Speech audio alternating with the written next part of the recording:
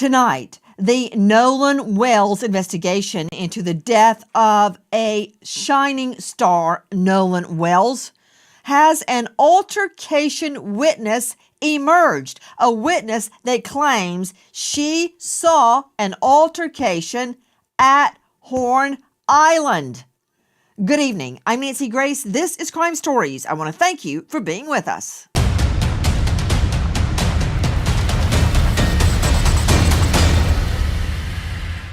A Nolan Wells phone evidence torpedo. Two confirmed witnesses that saw Nolan Wells on the island around 6 p.m. The Triton, as you said, left around 4:30. What witnesses?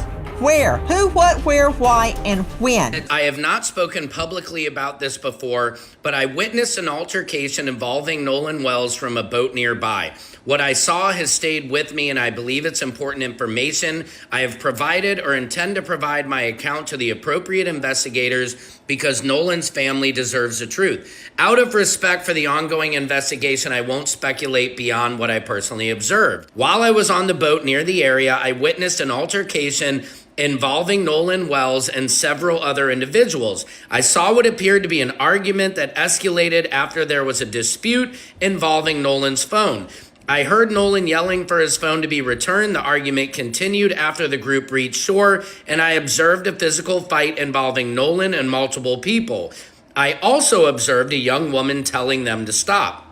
At that point, I left the area because the situation had appeared to be getting worse. I did not remain long enough to witness what happened afterward. Everything beyond what I personally observed would be speculation, so I cannot honestly say what occurred after I left. Then she said she messaged one of the individuals that she saw, "Hey, I just want to say I was a passenger on another boat and I saw the argument between you guys and will go to the police with this information. I also have video footage. My husband doesn't show much, but it shows the argument that was taken and how you guys were upset at Nolan because of the young lady." That from Secret Service Sam on TikTok. Okay. How is this helping the investigation? I'm trying to make sense of so many people online making comments. Now, if this is true, if there is a witness who has a husband with her on the boat and they took a certain amount of video, it could change everything, especially if the video is time stamped. Straight out to veteran trial lawyer, defense attorney Philip Dubay joining me. He is joining us out of LA, formerly in the public defender's office. They try a ton of cases. Philip, first of all, has she turned it into police? She said she was. If she hasn't, I give her no credibility at all. Look, I want this to be true. Why? Because I want the video. I want to see the timestamp on the video. I want to see, was he still on Horn Island at 4:30 when his acquaintances on the Triton boat left? I want that video. And if she hasn't brought this forward to LE, law enforcement, then it means nothing to me. I mean, if I know a young man turns up dead in the water, and I know there's a controversy surrounding this, I mean, we know she knows that because she's gone online and posted it, then why not hand it over to police? Agreed. And it should go to the grand jury for part of their investigation. But I got to tell you, if I were cross-examining her, should this even go to trial, the first question I'd ask her on that 4th of July, what she had been drinking. Before that video got activated, everybody would want to put him up. Drinking and smoking. You know how many people were partying? Okay, man. Have you lost your mind? You defend criminal cases. I bet everybody you put on the stand has either been high, drunk, or worse during the altercation. Well, every witness is not a nun, a priest, or a virgin. Everybody on Horn Island was drinking, man. What are you talking about? I don't care if she took a drink. I want the video. You want the truth is what you want. You want the truth. And let's and that would be the video. Yeah. Remember, Nancy. Okay. It's not consistent. Brandon Tatum is joining us. So after all that, all you have to say is, was she drinking? That's your takeaway from that? Joining me is Brandon Tatum, former police officer, Tucson, now star of The Officer Tatum on YouTube, who famously has interviewed the acquaintances who all say they had nothing to do with it. Let's just put that out there. He's interviewed them extensively. I want to talk about not what you want to talk about, Brandon Tatum, which is they had nothing to do with this, because I met them and I believe them. So noted. Can we talk about a potential witness to an altercation? And she seems to suggest it was over Katie. Why? Don't know what the altercation was. Maybe it was, hey, leave her alone and get on the boat. Or leave her alone, she's my girlfriend. Or it could be anything. But if there is a witness placing Nolan seemingly in the water, I can't tell that, but having an argument with another person, a partier at Horn Island, that is significant. It could prove or disprove your friend's timeline. Well, Nancy, I think that it's a big obstacle to climb here because I've never heard of this altercation whatsoever. Nobody that I've talked to have alluded that this altercation was real. And also Katie, whom I saw her text messages, she didn't even say this altercation occurred. What I will say is that if I was an investigator in this investigation, I want to hear that. I want to be able to compare that information to other things that we may have or other witness statements. But I don't think it's significant because it doesn't show if Nolan Wells was actually killed in that altercation. She's claiming that there was an altercation between him arguing with somebody else. There was a potential fight, but that doesn't get me to how did he drown? How did he get in the water? And how did he not recover and come home to his family? So I would take that into consideration. I would compare that to the other interviews that I've done, but I don't think it's significant whatsoever. However, I would be incredibly skeptical because there's no other statements that I've heard from anybody that comes even close to an altercation with Nolan Wells and others over a girl. Number one, he's dead shortly after an alleged altercation with another male. We think over a woman. See, in my world, I put together both circumstantial and direct evidence. Direct evidence would be, for instance, DNA or a fingerprint. Circumstantial evidence is the timing of the alleged altercation and his death. Right? Nancy, so it's hard for me to believe that there's some kind of altercation on Horn Island just before he dies. And they were not connected. That's hard for me to believe that. Well, Nancy, she's not saying he lost the fight. She's not saying that he got beat up. If you look at the autopsy, there's no clear signs of blunt force trauma to his face or any of the vital areas that could kill him. So it doesn't appear that there's any indication that he lost a fight, that there was enough trauma in this particular fight that would lead to his death. And when you look at the autopsy, there is no blunt force trauma to his face. There is no lacerations or damages to the back of his head. This is redness that was underneath the skin. Oh, wait, are you looking at the screen? Because I'm looking at a big red mark on the back of his head. Yeah, but this is underneath the skin. This is not a big red gash that's in the back of his head, which would be consistent with blunt force trauma. This is something that occurred underneath the skin that could have been from pooling of blood after his death due to, Okay, I need to explain something. I'll let the experts talk about specifics, but it doesn't appear that. Okay, let's do that. But I want everyone to understand why Officer Tatum is here. Officer Tatum and Philip Dubé and others on our panel tonight are taking a particular side, right? It's called cross-examination, and it is similar to what happens in court. A theory emerges, a line of questioning emerges, and the other side tests it with fire under cross-examination. And then, hopefully, you get to the truth. Right now, we're talking about an alleged eyewitness to an altercation just before Nolan Wells is dead. If she has not handed this over to the police, it doesn't mean a hill of beans to me. But Tatum has a good idea, and that is, let's let an expert discuss it. To Joseph Scott Morgan, death investigator, professor of forensics, Jacksonville State University. You can see him now on a hit podcast. It's on YouTube, body bags with Joseph Scott Morgan. Joe Scott, if there had been not a blunt force trauma that Officer Tatum is describing, but a fist fight, if there had been a fist fight plus body in water for multiple days, body decomposition, would you expect to see red marks on the hands at that juncture, on the face? What would you expect if there had been a fisticuffs? Yeah, you would see, well, first off, above discolored areas, like consistent with contusions. If there are facial strikes or just body blows, you can actually see abraded areas over the surface of his fingers, and these are very subtle sometimes. And if there is decomposition, which we believe there is, particularly per the second autopsy that was performed, he didn't make note of this. And can I go one more step with this? And this is kind of graphic, but people need to understand this.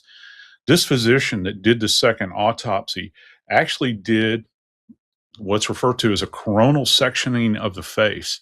So there were multiple incisions made into Nolan's face in this autopsy, this second autopsy.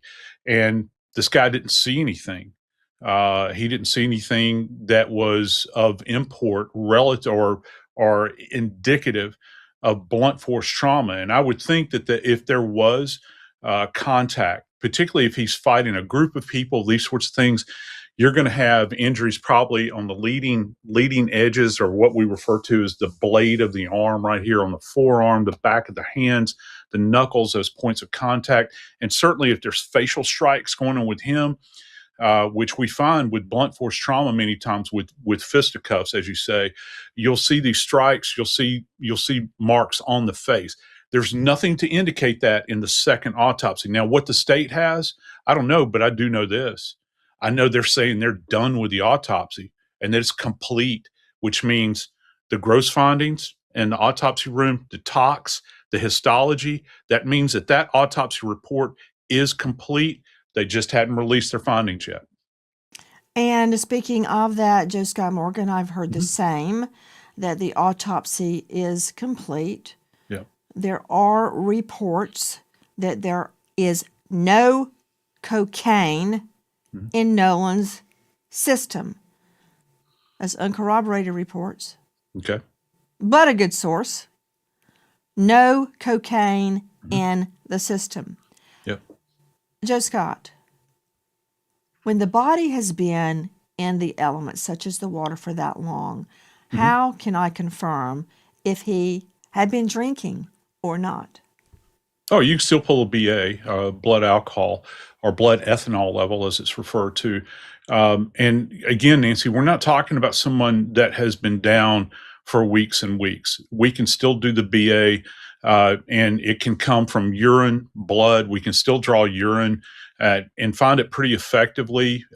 You'll have what's referred to as qualitative. We've talked about this before, and I know you understand that, but so our friends understand, you have a qualitative amount, which they say, yes, it is present. And then you have a quantitative amount where they do the measurement of the BAC, the blood alcohol content. Just think about DWI, DUI, wherever you're from, those levels. And then we get up to those lethal levels. That's really what I'm interested in relative. And yeah, I'm interested in any of the other toxicological findings you might have relative to anything illicit or illicit drugs, but particularly with alcohol, because that has been kind of this thing that has been said over and over and over again.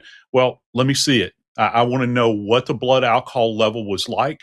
And historically, I would like to know what his level of experience has been with alcohol. As you well know, because of cases you've worked on in the past, Nancy, if you're a lightweight, if you've never had anything to drink and you start taking on copious amounts of alcohol, and you're kind of a neophyte in this area, it can have very, very lethal outcomes.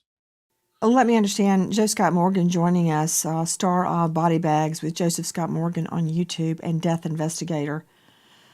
When I'm asking you, even if the body has been in the elements for a period of days, can I still get a blood alcohol? Maybe not from urine, but you certainly can't do a blow test. But can you take human tissue from one of the organs and extract a blood alcohol from human tissue? It'd be very difficult. Generally, the liver is the best candidate. We'll spin that down. We'll take a section of it, spin it down, and liquefy it. But again, I submit to you, Nancy, that he has not been down long enough to compromise the ability to get at least Get a a quantitative amount. Yeah, to get a BA. Okay. To Philip Dubé joining me, a veteran trial lawyer, defense attorney out of the LA jurisdiction. I'm not quite sure why you're so focused on who had been drinking. Let's take a look at the video. Let me answer that for you. Everybody was drinking. Okay, everybody had a snootful. So, even someone drinking can see an altercation, Dubé. No, of course you can. And I can see that crowd of people out there. It was a bustling, hot 4th of July afternoon. But who's to say that the people that she saw included Nolan Wells? And that's why you got to get into her ability to perceive and recollect being impacted by intoxicants such as alcohol. I would want to know if she had imbibed. I really would. Not to mention, the autopsy findings thus far do not reflect any type of physical insults or injury to his body. At most, what you have I'm are asking signs. you about your fixation on the witness having been drinking. Joe Scott Morgan has already addressed the body. I'm talking to you about the alleged witness. Yeah. If she had in fact been drinking, I do believe, unless they really have a video showing him in HD quality, showing that he was in a fight, then I would call her ability to perceive, recollect, and even state that there was an altercation going on in her presence. You know, Brandon Tatum joining us, Officer Tatum on YouTube. I've cross-examined a lot of witnesses, and I cross-examined them exactly on that. How far away were you? Did you know the target? Were you familiar with them? Was your vision obstructed by anything? Were you wearing glasses? Were you wearing sunglasses? What time of the day? I mean, I could go on and on and on. But unless you have a nun, a priest, or a virgin on the stand, or maybe Angel Gabriel might come down and testify, you have to take your witness as you find them. And I'm sure you've had a lot of drunk witnesses in Tucson, to everything from a bar fight to a murder to a dope deal. Look, I'd say a good 50% of witnesses were drunk at one time or the other. That doesn't mean they didn't see what they saw. Well, from a law enforcement perspective, this is not cross-examination on the stand. This is us. What I would deal with a witness is right on the scene, and I'm not too concerned of whether the person is drunk or not. I'm not going to test their blood alcohol level on the scene. I want to know specifically, what did you see? What are the identifying markers that you have to say that this is Nolan? If the person can describe them, maybe we'll do a show up. If we have like a video or a picture or something, we can show them and say, hey, does this match the person you think that was here? Then we'll have a good perspective. But there is a challenge here, because you do have to identify him. You can't just say it was a black man out there with curly hair and I think it was Nolan. You're going to have some clear identifying markers that this is Nolan, and then you have to identify the people he was fighting with and the girl. And I think this person is going to have a big challenge. I saw this text message. We reached out to the girl on her social media. She never responded to us. I don't know if she ever really sent it in to the police, but it is problematic, in my opinion, if she hasn't. If you're going to say somebody is going to spend time in jail, or you are alluding to the fact they've committed a crime, and the fact now that we know that Nolan did not survive being out there at Horn Island, and you never submitted that to law enforcement, there's a potential that that's tampering with evidence. If you have evidence of a crime and you're withholding that from law enforcement, and you knowingly and intentionally are doing that, that could be very problematic for a person who claimed to be a witness. No. Morally, it's wrong. But there is no duty under the law that you have to report yourself as a witness, that you have to volunteer information. You can stand on the side of a pool and watch somebody drown and do nothing unless you have a fiduciary capacity. And it's not a crime in our jurisprudence. So nothing is compelling her under the law to come forward. However, interesting, she did post it. She did identify herself. She did say she was going to police, and that would be my first line of cross. Did you take this to the police? And if she said no, all HELL Well, break out in that courtroom. If you have information like this and you don't go to the police, no, Nancy, no, fur would fly. Fur would fly. You ever seen a dog fight? That's what I mean by that. Fur would fly. So that would be a line of cross-exam. Hold on, something else. Before I go out to Susan Hendricks, Jeff Shetler, and Ben Dobrin, now information that there is, in fact, a criminal investigation. Hearing that somebody who has an inside source is saying the DA's office in Mississippi is now looking at the Nolan Wells case as a criminal investigation and no longer an accidental drowning. Now, we can only pray that this is true. Obviously, we can't celebrate. We can't get excited at all because I have not seen Ben Crump announce this. It is not being reported by any other major media sources, but there are rumblings. From Sam Crouppen. All right. I would like to point out that his source is a, quote, little birdie. Little birdies are saying that an inside source says the DA's office is now looking into the Nolan Wells as a criminal investigation. I can't put that up on the stand. Susan Hendricks joining me, investigative journalist and author of Down the Hill, My Descent into the Double Murder in Delphi. Susan, you get laughed out of court if your witness said, a little birdie told me, number one, that's hearsay, but a little birdie? Yeah, exactly. It makes me wonder, did that woman, those text messages about some sort of altercation, is the grand jury analyzing this as we speak?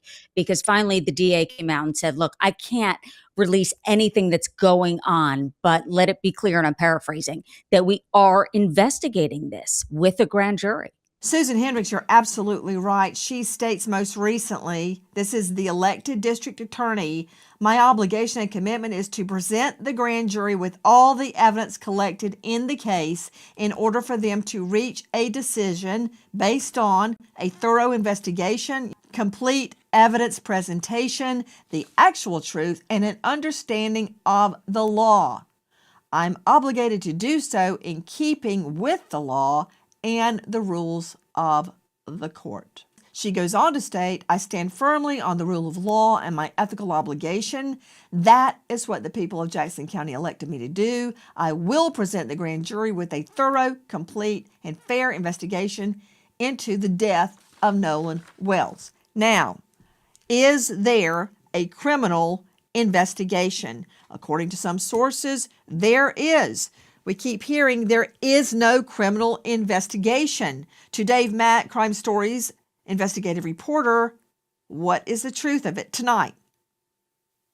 Nancy, it hasn't been announced that there's a criminal investigation, but it just stands to reason that they are doing a full investigation into the death of Nolan Wells. At this point, we don't have a cause of death, Nancy. They have not released the reports on the autopsy that was done by the state, completed weeks ago. We don't know anything. Nothing's been released. So whether they're doing a criminal investigation or not, I think it stands to reason they are investigating to every piece of evidence they can find to determine what happened and what they can present, they being investigators, to the grand jury.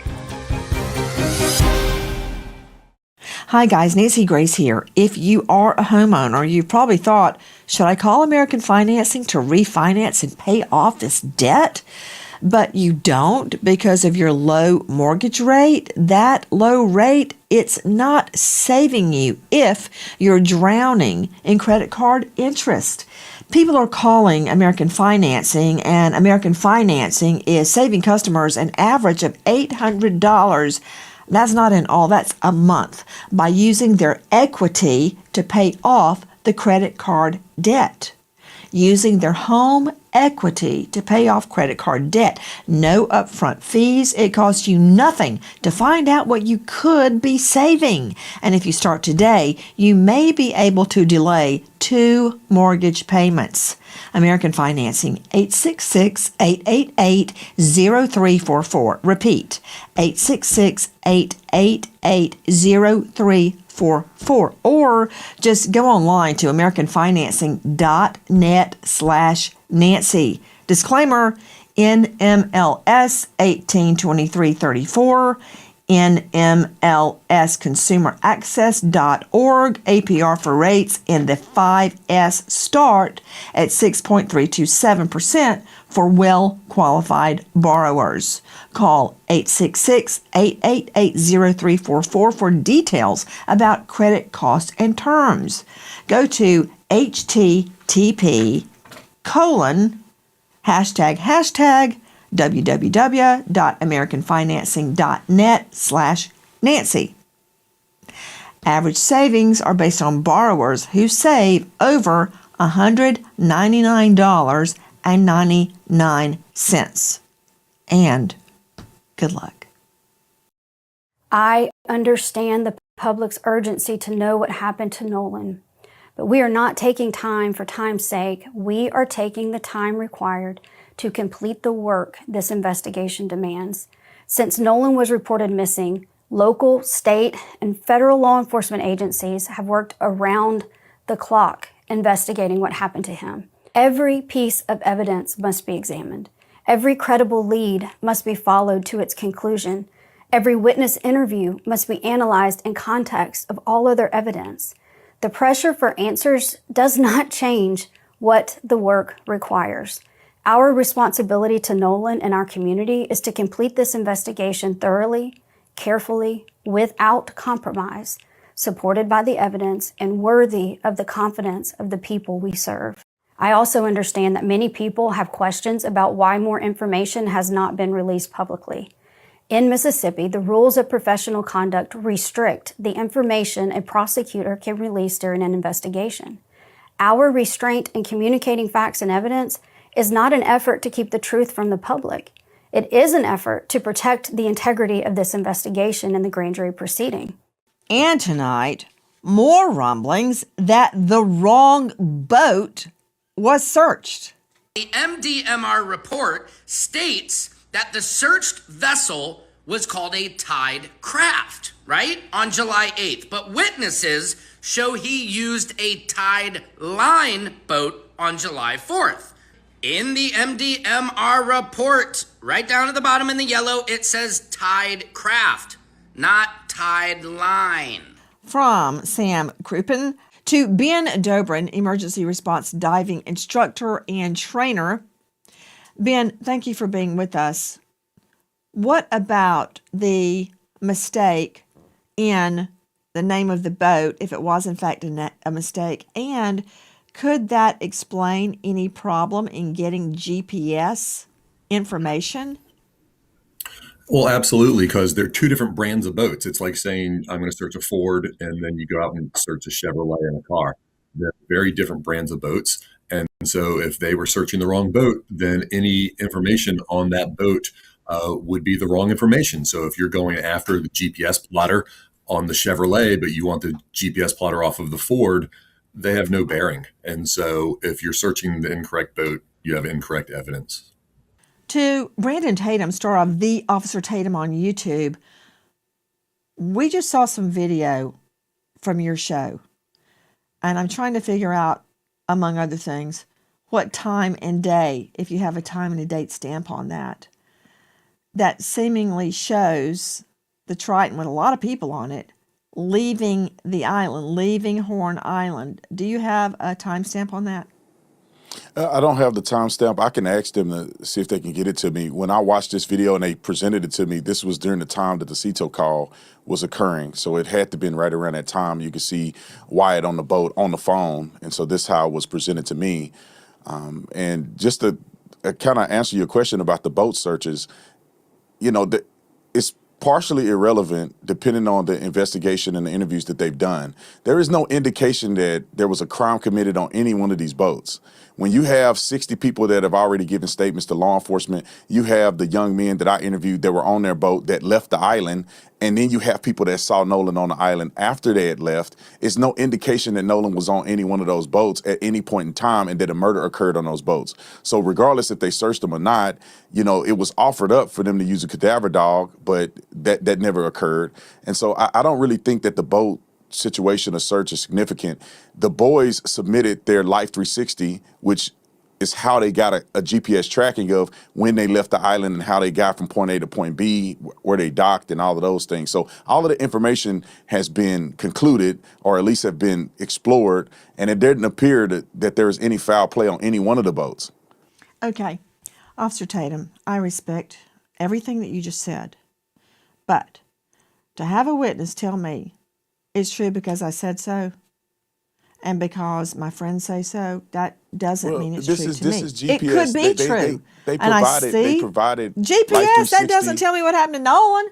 Just because they No, I'm got saying GPS, they provided that Life when they 360, came back. which is they provided Life 360. They provided the CETO call, and you can put those two things together and say, okay, the timeline matches. And if they left at 4:30, they were already gone. All three boats that came out were already gone when Nolan was last seen. So now you have a timeline that's consistent Okay, right there, with evidence right there, that they presented. right there. I was going with you until you said the time Nolan was last seen, because their GPS data, I'm sure, is correct, and their Life 360 data, I'm sure, is correct. I'm not arguing with the technology, but what happened just before that? Where was Nolan when they're leaving the island? If you can place him on that island at 5 or 6 o'clock, please do it, and then I will turn attention elsewhere. I'm not trying to hang your friends, the people that you have interviewed, and I respect that you believe them, and maybe you're right. If he can be placed on that island at 5 or 6 o'clock, then they're in the clear. But I want to know who's placing them there, him there, and how. Reports have come out that there's two reliable witnesses. TMZ reported on this. They said they saw Nolan a little bit before 6 p.m.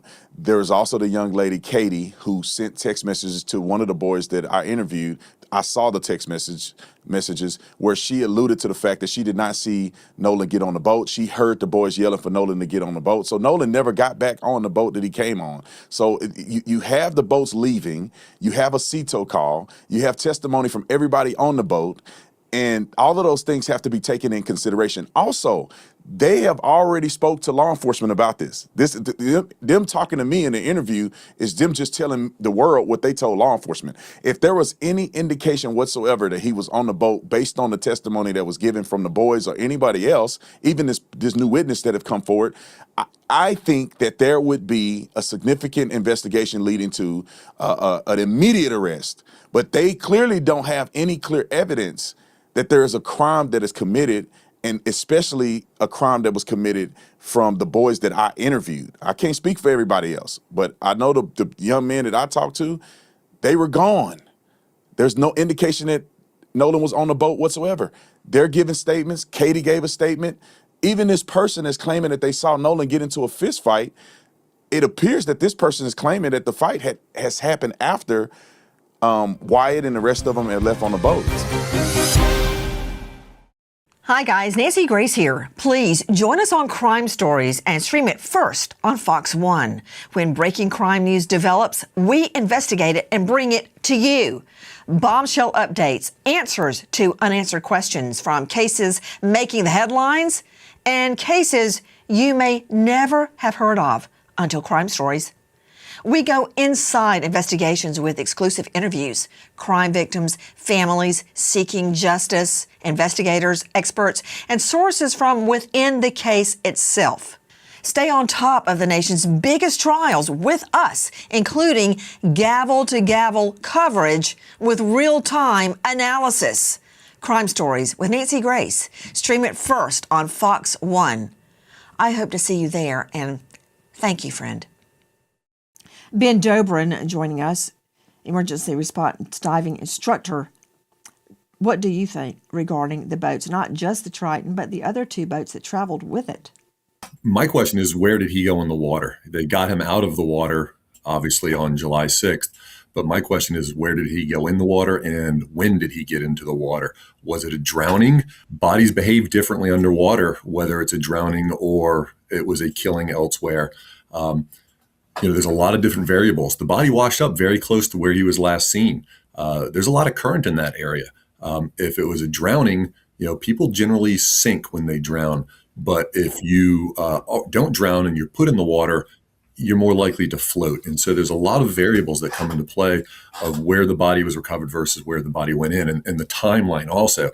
2 days, if the body had been in the water for 2 days, that does lead to decomposition. The water temperature is around 85 to 88 degrees. That's very warm water, a lot of bacterial growth. And so a lot of different variables in play of where the body went in and where it came out and the when. Those are my questions. He's an athletic young man. He's very muscular. Muscles sink in the water, fat floats. And so if he drowned, he was probably going to be on the bottom for a while. And if it was 2 days, that makes sense if he drowned and then washed up very close to where he went in. And so to me, that's a big piece of important information is, if he drowned, he was recovered very close to where he was last seen. But what does that prove? If he drowned and he floated, because in warm water it takes 2 to 3 days for your body to decompose and float, it proves that he drowned, whether it was somebody holding him underwater or him trying to swim somewhere and wasn't a good swimmer. I have no idea. But we haven't gotten the results from the autopsy, and the autopsy is going to tell us a lot. If he drowned, that's an important piece of information. If he did not drown, that's even more important. You have somebody who was found in the water, his body was found in the water and did not drown. That's a very important piece of information. But if he did drown and they found him in the water, that can open up a lot more avenues for investigation at that point. Philip Dubé joining us, veteran trial lawyer. Philip, we know, because the district attorney has said she is presenting information to a grand jury. There are reports it is a criminal investigation. What do you make of the possibility this is a criminal investigation? I'll tell you exactly what it is. Jackson County, Mississippi is one of the few jurisdictions in the United States that follows the old Sergeant Code. And what that was back in the day was the days of the coroner inquest, where if you had a violent, sudden, or casual death and they couldn't figure out what happened, you would impanel a jury where the medical examiner or the then appointed or elected coroner elicits testimony from people to try to determine manner and cause of death. What Mississippi did is they abrogated that and created this hybrid sort of coroner's inquest with grand jury investigation, where the grand jury will decide whether or not a death occurred and if there was a crime. And based on that, they can complete the death certificate with the cause and manner of death and decide if they're going to return a true bill of indictment against a suspect. Is it your belief, Philip Dubé, that the grand jury presenter, and I have presented to literally hundreds of grand juries, that's one of the first things we would do in the Fulton County District Attorney's Office. Is it your belief that, to a large degree, it depends on the leaning of the presenter? Does the presenter believe a crime occurred? Or does the presenter want a no bill, in other words, no indictment? It's twofold. They want to determine, first of all, cause and manner of death and if it's a crime. And so they've sort of combined the roles of the grand jury leader, if you will, or the grand jury DA to help the grand jury make both determinations.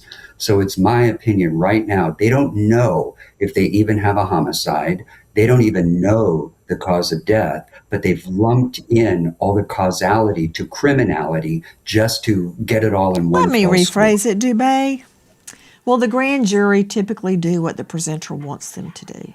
I mean, haven't you heard the phrase, a grand jury will indict a ham sandwich if the presenter wants them to? Sure. Yes, so is that they a yes? will, but it is. Okay, so we'll see what happens with this secret grand jury. You're on cross-examination. Who is our next sponsor? Well, here is a probative clue. Meow. Smalls makes fresh human-grade food designed for cats to thrive, while Big Pet Food uses cheap filler. Smalls features 80% animal protein and zero artificial junk. 88% of cat parents report better digestion, softer fur, and more energy for their cats to play. It's a healthy investment your cat will love.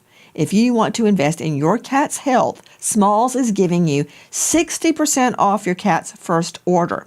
60% off plus free shipping and free treats for life when you go to smalls.com/Nancy, SMALLS, smalls.com/Nancy. 60% off your first order, free shipping, and free treats for life when you head to smalls.com/Nancy. Thanks, Smalls, and thank you from our cat, Cinnamon. Tonight, we are trying to confirm or refute claims that Nolan Wells was alive on Horn Island after 5 or even 6 p.m.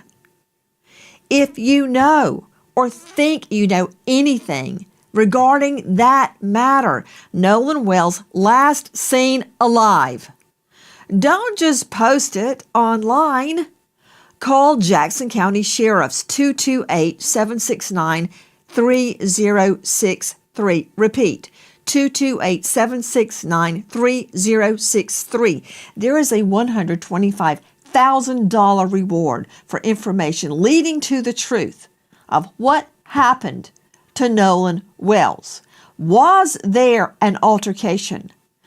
Did it break out into a fist fight just before he is killed? Did he drown? What was the true cause of death? We are waiting for facts to allow the truth to unfold. Tonight, we remember an American hero, Officer Dustin Krish, Carrollton PD, Georgia, just 33, killed in the line of duty after 3 years on the force, leaving behind a grieving wife, Emily. American hero, Officer Dustin Krish. Thank you to all of our guests, but especially to you for being with us. Nancy Grace signing off for tonight, but I'll see you tomorrow night. And until then, good night, friend.